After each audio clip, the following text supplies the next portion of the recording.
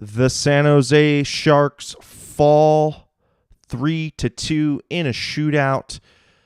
But I think that there might be some silver linings to this game. We'll talk about all that and more after this.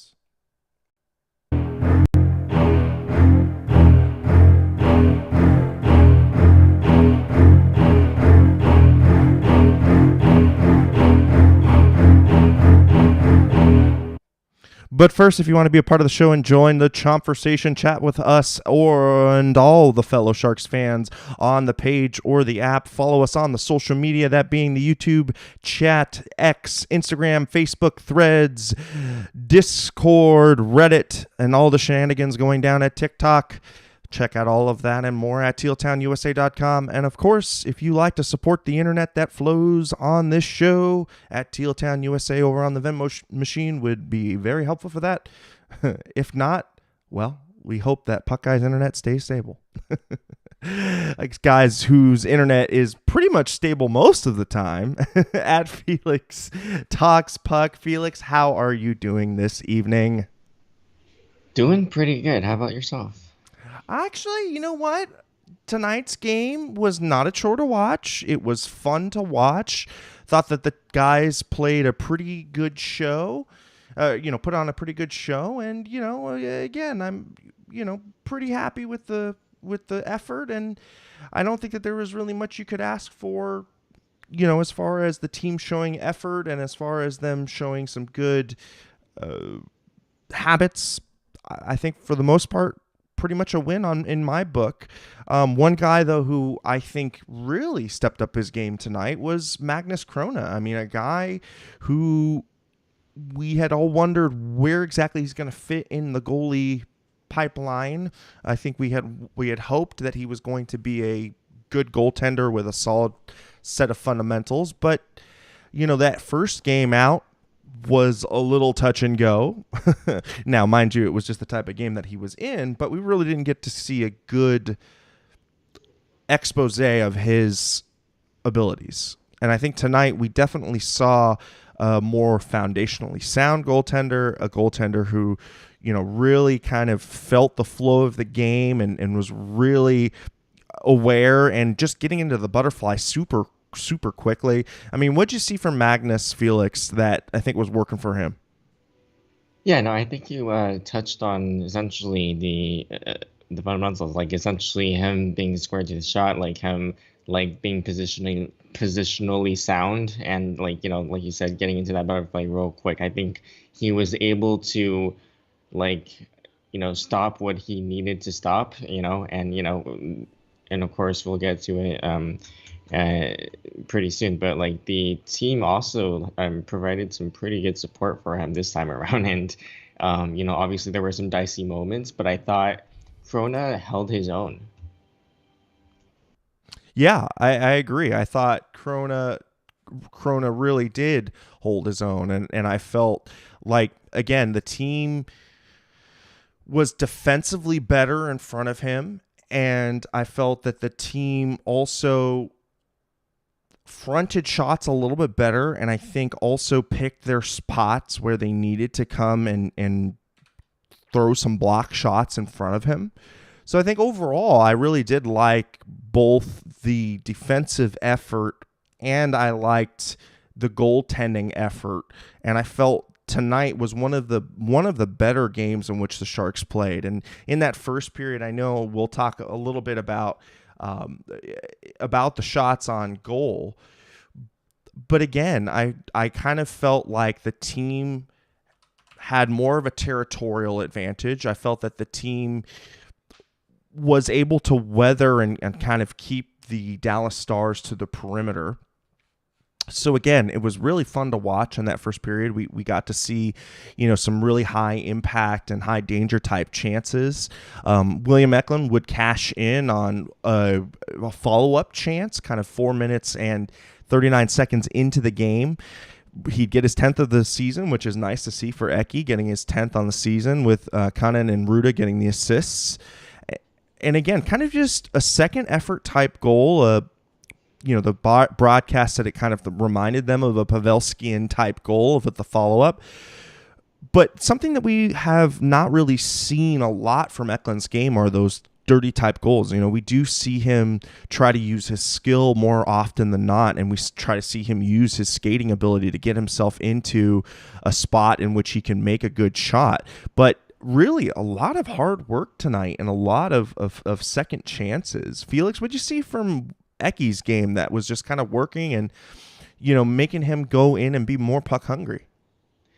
Yeah, no, for sure. I think you touched on it. Like essentially, we've seen a lot of his skill. We know what he's capable of. But again, I think to me, it's a learning process, right? Like when you're in sort of in your first full year in the NHL, you're kind of like you're kind of familiar of like with what you need to work on, what you need to like, what makes you what you need to do to sort of uh, shine better in this league.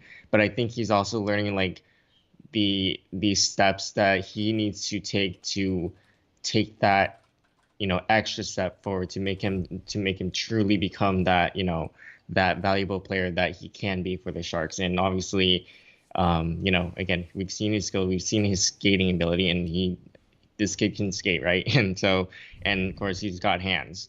But I think tonight we saw that that extra effort, that extra like sort of that tenacity towards to drive to the net, more. And like we saw those things that you know make him a very useful a very useful forward for this team. And he cashed in on his own rebound. And I those are the types of things that you're going to need to do to succeed in this league. Yeah, exactly. It's not going to be all flash, and when you get, the team, get him into the team concept. And again, not all of the goals are going to be flashy. He's going to have to really show that he's got the extra motor to get into the gritty areas and be able to prop himself up on the boards and be able to not, get the puck stripped from him from larger and more physically imposing players. Again, he's going to grow into his body, but right now he doesn't have the physical tools to really protect the puck against the most monstrous of players in the in the league. And again, he's seen as a core player. He's highly valuable. I think he's a guy in which you can build around, and hopefully he would project out into a Patrick Marleau. I would hope that would be the type of mold that he would kind of go into.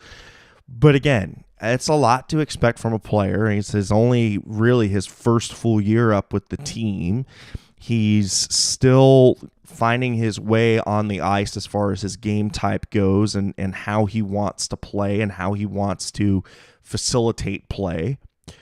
So I'm just happy that he's, got the double digits in the goal scoring, and I think that will help with the confidence and help continuing to go forward. Dave saying the Sharks were crap, Krona was not, and that's the story of this game. I think we started off on the praising of Krona, and for him, again, another good showing as far as getting that confidence up from his original start, his first start, which was I believe it was a 5-3 loss, where they got 5 pucks on him. Not necessarily all of his fault, mind you, but we've seen this team not be able to score a lot, and for them to score, enough to get them into the overtime was a pleasant surprise. And again, nice to see some good goaltending. I think the team has been really trying to figure out who's going to continue forward with this group that they've got right now. Of course, Blackwood and Capo have faced some injury issues, and hence that's why Krona's up right now. But again, Itu Makaniemi is also kind of in the stables as well. So in the pipe, I think we're starting to see a little bit more kind of come up. We'll talk a little bit about the Athletic and where the Sharks kind of came and ranked in their prospect pool. I think, again, all good things and things that are pointing towards the Sharks executing on a rebuild.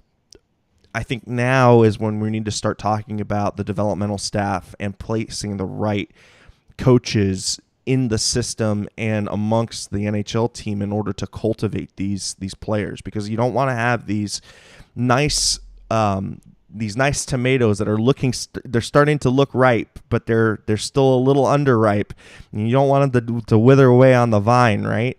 And Yeah, so again, it's going to take a lot of pruning, a lot of tending to, a lot of coaching, and that's what I'm getting back to is for sure. let's Yeah. make sure that the good coaching staff is put in there. Quickly, we'll go into the second period, Felix, and I'll have you talk a little bit on that. Roddick Foxa would end up scoring 3 minutes and 8 seconds into the second period, a period in which the Sharks didn't really have a great footing. It was a little bit more back and forth. I think the first period, to me, was a little bit more stronger as far as the defensive play. In the second, it looked like the team was kind of playing a little bit more of a run and gun type style. What did you see on the Faxa goal, Felix, that kind of gave them some momentum throughout that second?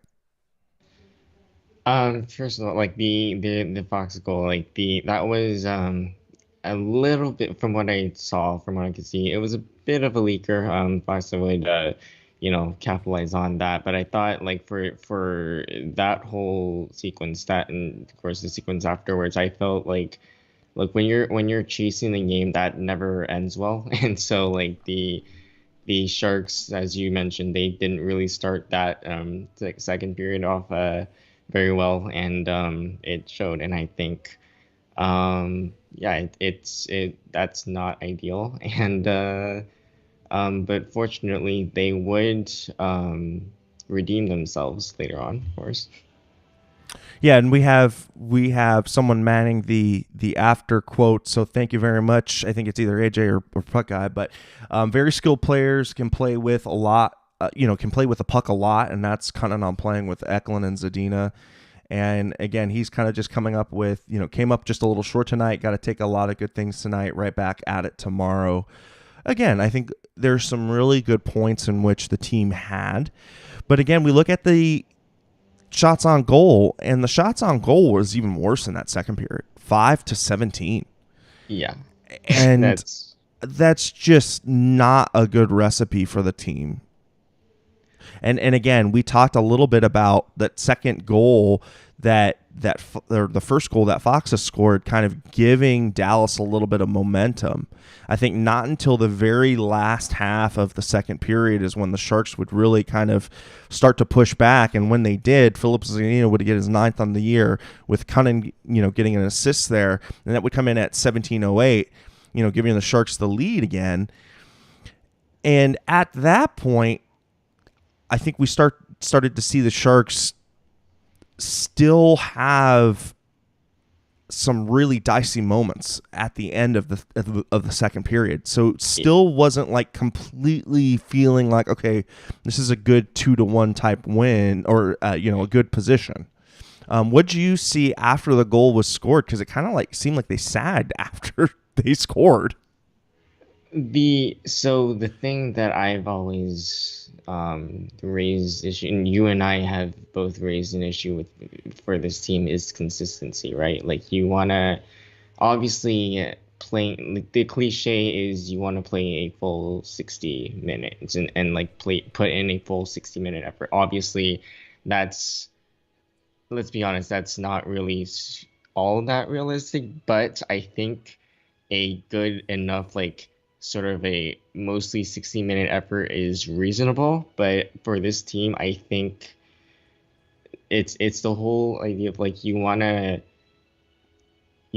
don't want to like sack, you don't want to like let the other team have the momentum, and the moment you start off on the wrong foot, the moment you sort of let off the gas pedal, even just for a second, they're going to be all over you. And obviously we know what this Dallas Stars team is capable of. They have stars that we don't really need to read, because we already know who they are, but like the Pavelskis and Robertsons and whatnot. But like, yeah, like you Do you just think it's you don't want to do you think like. it's like a one, a confidence thing, but two, a maturity thing? Like, because this team is very Yeah, young, and you see all the veterans and all the leadership over there on Dallas. Do you for think that sure. has I anything think to do with anything? yeah, I definitely I think maturity definitely plays a part in it. Like you said, this team has been transitioning into a younger team, and that definitely does play a part in it. You're seeing guys that are learning how to like um, put in a consistent effort. They're learning how to like what it and this is also going to sound cliche, but how what it takes to be a pro in this league, really, and like. What it takes to win, Uh, right? Because that's another part Right, of the cliche. exactly. Right, yeah. And so, yeah, no, I think that might actually be the key. Like you wanna, these young players are obviously gonna grow and mature as they go, in their other careers. But I definitely think that's a factor. Yeah. Yeah. Well, going into that third period, again, the Sharks would play decent, but not enough for them to win, right? And we just take a look quickly at the shots on goal, 9-7 in favor of the Sharks. So it says that it was a little bit better, but again, for a team that had the lead, it still seemed like there was a lot of neutral zone flubbing where they would give the puck back up in the neutral zone, and it would kind of feed the Dallas rush. And I think eventually Dallas would take advantage on the power play, mind you, because they would go in and they would do some hard work and really press on the Sharks, and the Sharks would end up taking a really kind of crappy penalty. But Robertson would end up scoring his 21st goal at 4 minutes and 8 seconds into the third period, and really kind of give the Stars, after that goal, it felt as if the Stars kind of had like a collective sigh of relief that they were tied up with the Sharks, because I think at that point the Sharks had kind of shown that they were kind of hanging around, and the goaltender was being good. And so again, it was going to be one of those nights where you had one of those lesser teams really give you a scare because of the goaltending. But after Robertson scored, I felt like Dallas kind of was like, okay, we've been here before. We're gonna end up winning this goal. We're gonna end up winning this game and have that confidence. And again, the team would play a mixed type of game, and then finally they would get it into overtime, and overtime to me felt pretty evenly matched for the most part. I think the most glaring thing though in that overtime period, Felix, was the 4-on-3 power play. Do you want to talk a little bit about that and just kind of the ineptitude that the power play has kind of had, and why that's kind of held this team back from being anything other than a bottom feeder? Real quick, I do want to, before we get into that, I do want to bring up a comment by Pretty Good 49. There is no reason why your defense should allow that many shots on goal. I wholeheartedly agree. Like, I feel like where this blue line is right now, let's face it, this is not a very good blue line. Like, this Yeah. is like the Sharks have shown that they are incapable of really having right now a stellar blue line that can really hold up. Like, we've seen, and of course, a lot of that is also, the communication issues, the mental mishaps, whatever. But like, this blue line right now is just not cutting it. So I mean, but getting to your point on the power play, I feel like, to me, like it's hard, right? Like, because like you obviously want them to get quality shots, but I think they're also, I don't know if they're being too fancy or too cute, or like if they're like overthinking their shots, or being too like, and Drew Miranda always uses the word deliberate, on the power play. But I feel like, I don't know, it's like there needs to be a shot mentality, but I feel like there also needs to be a shot selection mentality as well. Um, yeah, for me, it's hard, because it's like you feel like you're doing the right thing, but at the same time, there's a bit of hesitation or overthinking it, if that makes sense. Yeah. No, I think it does. I think it does. And we're getting some more we're getting some more quotes out of the locker room. So thank you again, Puckeye and AJ, for always manning. It means a lot. We've shown progress that the team can build off of. Corona on his teammates stepping up, and then Corona saying wanted to get the first shot of the game out of the way and then enjoy the game a bit more. Corona wanting to get the nerves out tonight. Yeah, exactly. He kind of had a very shaky game that first time out. And again, wasn't completely his fault because his defense was just kind of caved in on himself. But again, good to see him put in a great effort.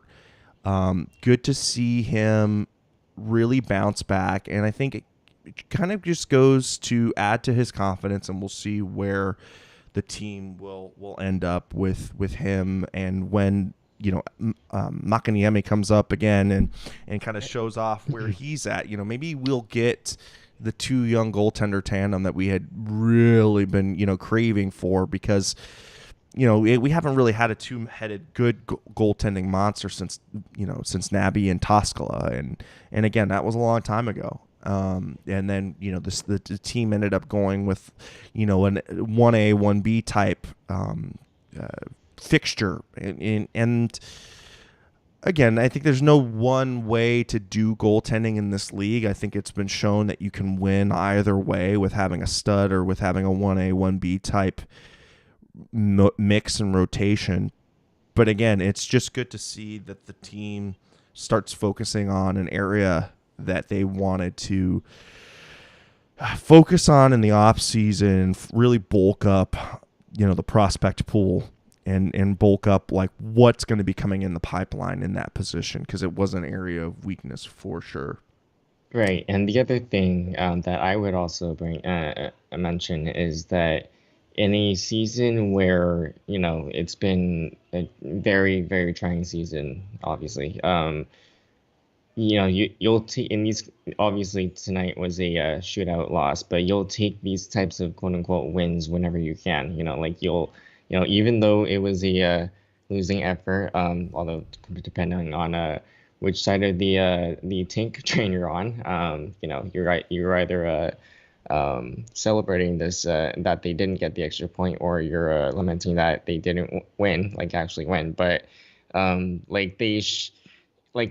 the fact that they continually had sags here and there, I think you'll take the wins in that Corona, essentially did everything that's been asked of him, and the Sharks at least looked better, tonight than in most nights that we've watched this team this season. Yeah, right? yeah, exactly. And we had talked about just having good fundamentals, right? That's really where I wanted to come from on the team, to have good fundamentals, to be able to build upon, for seasons, for the next season, building those good habits that are going to continue on, and that they're going to learn, and they're going to learn how to win, and they're going to learn that they're not going to like losing time after time after time. And so there's just this critical mass period where the team kind of all of a sudden starts to figure it out and starts to win. Now, the Sharks are not near that, right? There's still a lot of work that needs to be done.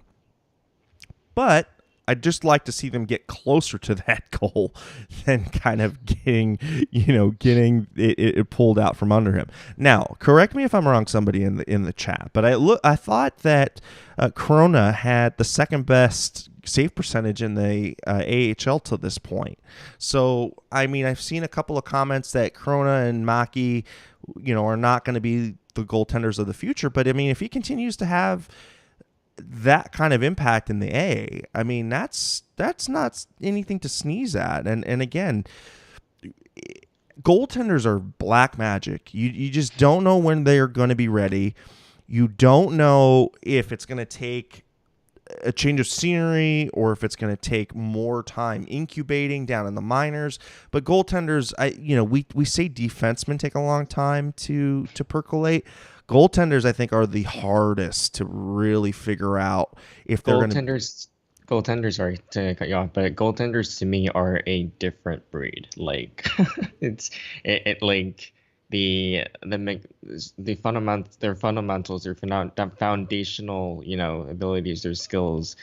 It's and just like how much goes into it, and the fact that they're literally the last line of defense. It's crazy to me that like just how much is involved. So they're definitely um Somebody once made the comparison that goaltenders are like quarterbacks, mhm, in the NFL, where quarterbacks, you could take them first overall, you could take them in the case of the 49ers quarterback last pick overall, you could take them 11th overall in a Patrick Mahomes, and get a quarterback, or a difference maker, or a generational type player, and you just really don't know where they end up, where they end up coming from. So again, I feel that goaltenders really do have that similar thing where they can be drafted anywhere,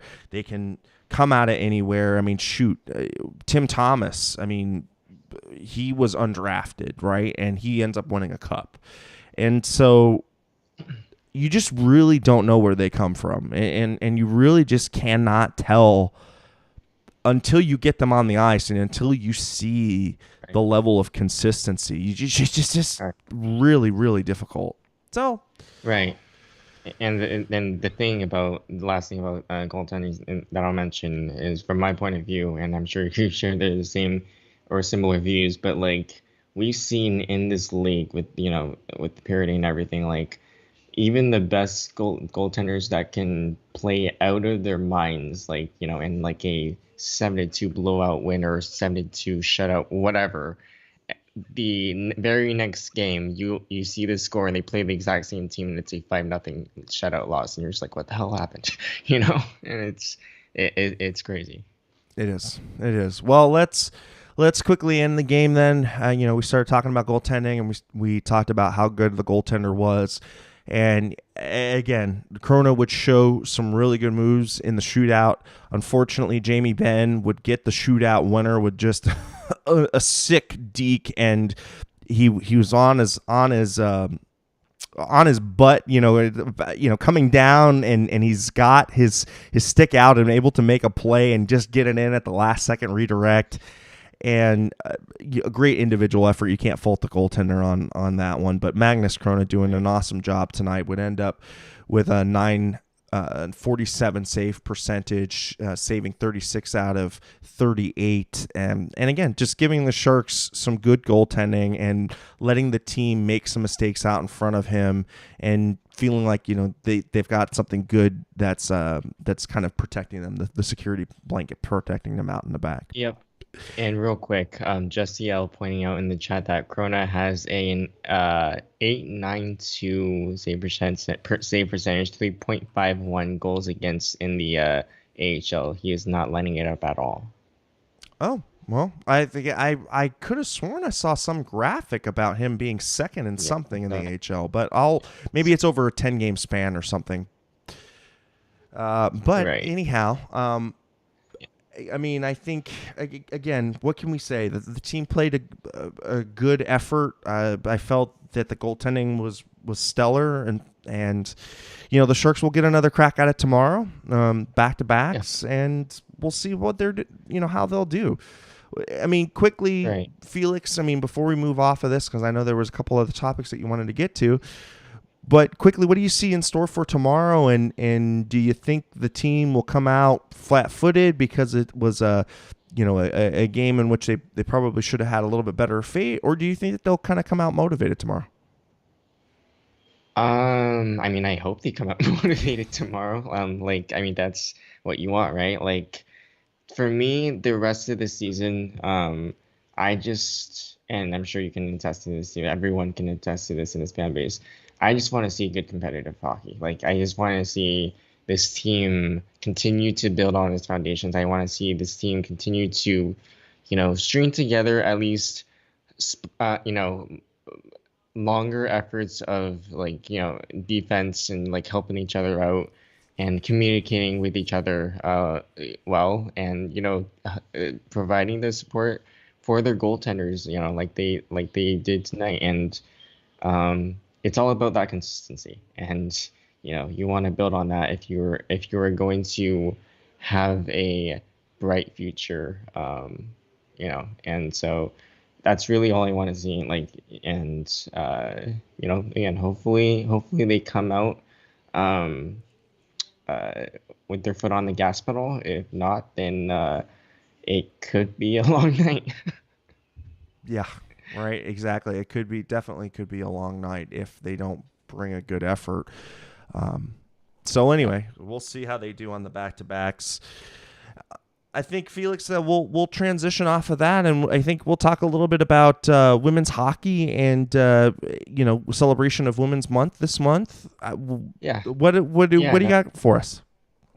So they briefly mentioned this on the broadcast, or there was a graphic there that was noting Women's History Month. This month of March is Women's History month, and I just think about all those women's hockey players in the PWHL and other women in this sport, just contributing, doing everything like what they can to help, promote that, make strides, for a better, a more inclusive community. And I think, obviously, as we've talked about, the way this game is going, you need things like this. And this you're starting to see more and more of a contemporary audience. And I think you know the sooner we get with the times, as a league and of course as a sport, the better off we'll be. And I think highlighting these contributions is super super important if you want to have a better future as a league and of course as a sport and really as a community. And I think this is a really good chance for us to showcase the wonderful and talented women you know who contribute to this lovely sport. Yeah, I think that's really well said. And again, I think initiatives like having the WNBA, having women's soccer, having, the Women's Hockey League, I think, again, it just kind of broadens sports horizons for women, and it gives them the same kind of outlet and same kind of connection that we're lucky enough as men to have. Again, I've always felt that sports brings communities together. I feel that sports also exercises a lot of the same demons that humans need to have as far as physicality and being able to outlet anger in a good expressive type way and just kind of leaving it on the field of play. And so Hmm. I think that sports is very therapeutic, and again, it helps us as humans be able to outlet ourselves. So having the ability to have some ways in which women can express and women can connect to the games that we've always enjoyed, it really does mean that we're pushing sports further. We're really starting to understand that women comprise more than half the population on the world. So again, they should have the same types of options in their Right. entertainment as men do. So Right. great Yeah. job. Great and job, Felix.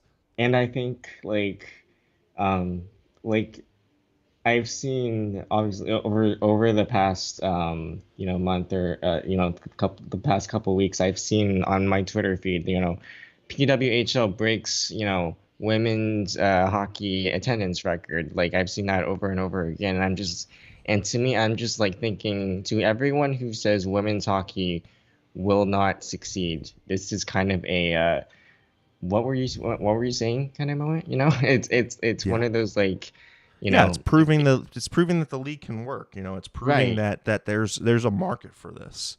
Right. And it's proving not just that, like, women have a place in sports. And I know, obviously, there are certain types of people out there that we, try to avoid mentioning.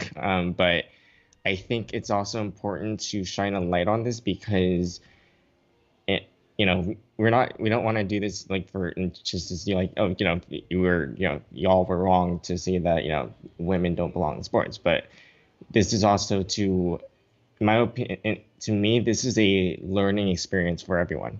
This is a learning experience that, to be more accepting, to be more um, uh, welcoming to just everyone. Like, I mean, it, Yeah. that's the I, basics of I being want to a live in a person. meritocracy, right? Where your output, your ability at the end of the day is only the only thing that matters. Right. And it really shouldn't matter the ancillary things. It's like, can you kick a ball? Can you shoot a puck? Can you save a puck? Can you pitch a ball? Can you hit a ball? Like, these are Exactly. just things that humans do. Mhm. Now, Yeah. now agree that look, between biological between biological sexes, that there are going to be differences in muscle mass and differences in the way in which technique is applied. I totally agree with that, and I'm just saying from the biological sense. Please, if you're of a different binary status, we accept all. But I mean, just from the biological perspective, we also have to understand that there are differences too, and that there should be an even playing field for those differences. And so, again, I think it's nothing but a good thing. It's more inclusive. It's bringing more people together, and I think, like Mikey says, it simply comes down to ticket sales. So if there's a great product and there's a really Yeah. fun and interesting product, Mhm. then you know what? The ticket sales are going to tell us whether or not we're gonna it's going to be successful. So Yeah. there's a good barometer for the success. But I don't think in this particular case, because of how little has been paid attention to these leagues and to this issue in general, I think we should give it some time to incubate before we do make the final call on whether it has worked or has not. Because again, just look at the NFL for how long it's been around. Look at the NHL for how long it's been around. Look at MLB. These leagues are old. I mean, in Right. the case of the in the case of the NHL, it's about 100 years old. In the case of baseball, it's over 130 years old. In the case of football, it's 70 years old. I mean, a little bit more than 70 years old. So again, I mean, how many years have women's leagues really been around? And we can count them in decades. Like tens of decades. That's it. Maybe 10, 20, 30 years, and that's it. So again, there hasn't been the marketing push. There hasn't been the energy that has been spent on men's sports, that there could be for women's sports as well. And I think there's also a social stigma too, because I think that there are a lot of women who are afraid to like sports because they feel that it's not feminine. Right. Which again, that should we shouldn't think about those kinds of things as a Right. society. It should be, if it's fun, if it makes you happy, then it should be something that should be celebrated. So Exactly. And I think that's the whole thing behind the PWHL is they're breaking down these barriers. I think and that's why it's such a wonderful thing. Like, you're encouraging more women, more girls even to like participate in this sport, whether it's to be a fan or, to actually partake in a hockey game or learn hockey at a young age, and I, you know, I think we're starting as a society, and this sounds unfortunate, but hey, we're learning. As a society, we're starting to take women more seriously in areas where previously they would have been frowned upon, essentially for partaking uh, in such activities. So I think, um, you know, bottom line for me is times are changing, and I think that's a good thing. yeah, agreed. So quickly, I think we'll talk a little bit about the prospects and just kind of where the Sharks are at right now. We've got some new rankings from the Athletic. The Athletic last year had us pegged at around 13. I think this year we've shot up all the way to number 4. Is that correct, Felix? That's what I heard. Yeah, that is what I've heard as well. So number 4 overall in the prospect rankings. Again, I think we all talked a little bit about wondering how Greer was going to do with accumulating picks, and so far so good. I think we are really seeing the cupboard finally restocked. There's a lot of prospects in which we're really excited for, and again this year there's going to be some good prospects as well to mine. So I like where the team is going. I think I finally see what kind of drafting strategy the team is employing and what they're looking for now. I think the biggest concern that I have on the drafting floor is more on the defensive side than it is on the forward side. Right. And I think overall the team is just in better straits than it was a year ago. So I like where the team is going. I think now we're going to talk about trying to recoup some assets during the trading deadline. Absolutely, yeah. Mm-hmm. And getting some more ammunition to get some more cracks for the draft. Right. And try to start to restructure some contracts, maybe start looking at contracts, trying to get rid of and be creative with contracts. Mm-hmm. We got some more money freeing up. Right, and also like I think there are a lot of people who, of course, they're like Jesse was saying, fourth is just at best. I know there's obviously going to be still some skepticism about where the Sharks are really at, in their prospects pool, where they're really ranked, where they should be ranked, I should say. And that's understandable, obviously from over the years, and you would know drafting way better than I would, but they've not really shined really that well in drafting, and that unfortunately has shown, and that really has shown over the recent years. But I think this is starting this year. I feel like this team has this is the year where we really find out just how I guess how far do the Sharks still need to go to really become a competitive team and to have a brighter future, in their prospect pool. And I think that's super important. Obviously, you look at some of the most successful teams in this league. They, for the most part, have not just a successful, NHL club, but they, have drafted well. They have developed well. So I think that's super important. And so, I think we'll see where this team and where this organization goes from here. And I'm honestly super, even though I'm still learning about prospects, admittedly, but we'll see how things go from here. Yeah. All right. Well, I think this is as good a place as any to try to end up this podcast, and we're hitting 45 minutes, so that's awesome. So thank you all for joining us. But in case you missed it and you want to catch us again, check us out on the YouTube Rewind.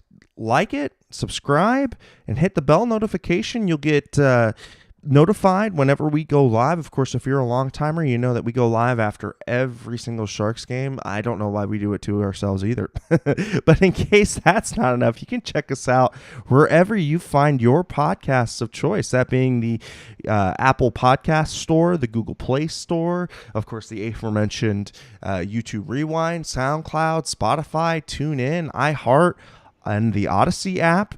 And then you can always check out the replays over at tealtownusa.com. We add a little write-up and a little bow on it so that you guys and gals can have your information on the website in case you like to digest it that way too. But Felix, let's get your final thoughts on where the people can find you this evening. Yeah, my final thoughts are just to answer your I don't know why we do this every time.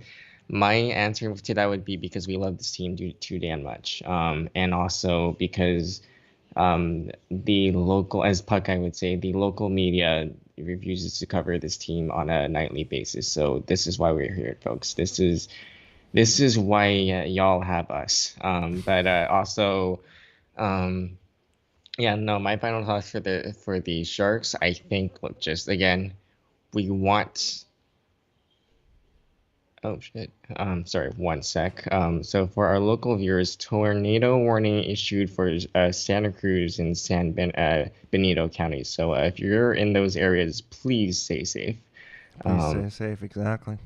Exactly. My yeah, thoughts go out to you guys. Of course, I'm a Bay Area native. I'm from Mountain View, so I am also got family over there too. So I'm thinking about right. everybody. Sorry, but just to really quickly finish my thoughts. Oh yeah. All I it's fine. All I want to see at this point is consistency. Some good, again, continued building of those foundational blocks and further emphasis of those. And look, like when we get those wins, we'll take those wins. And even if those aren't the 2 points wins that would be nice every now and then, we will take even just the progress wins. And Tonight was a um, progress run for sure. for sure, absolutely. And it's gonna unfortunately, it might get even worse before it gets better. So just strap in and enjoy the show while you can. Great job, Felix. Thank you. All right. Well, as far as my final thoughts go, again, I think I'm just kind of there with Felix. It's make the good habits stick. Continue to build for the future. There's going to be some dark times, but it's going to get better eventually. And continue on the path that we're on, because we've already kind of made our minds up on what we're doing, and we got to stick to it. And as far as where you can find me, you can use my first name, that's Eric, E-R-I-K, last name Landy, L-A-N-D-I, across all the social media garbage. And of course, we always like to end it with a cool little catchphrase that we all like to say. We all like to say, keep it real, keep it teal, and keep it real teal. Thank you, everyone, for checking us out. And again, check us out tomorrow after the game. And we've got the Pucknologists, so I think it's going to be a Pucknologist takeover, and I believe it's either going to go. No, I believe it's a 7 because after the game, is the start time tomorrow at 7 again, or what are we doing Uh, for start time? let me just double check that real quick for a minute. The start time tomorrow is at 4 p.m. Pacific. Okay, so they're going to go live right after the game ends. Good thing I did check in, because you know Yeah, how no HE worries. goes if I don't get on the schedule. All right, thank you, everybody, and have a great night. Have a great night, y'all.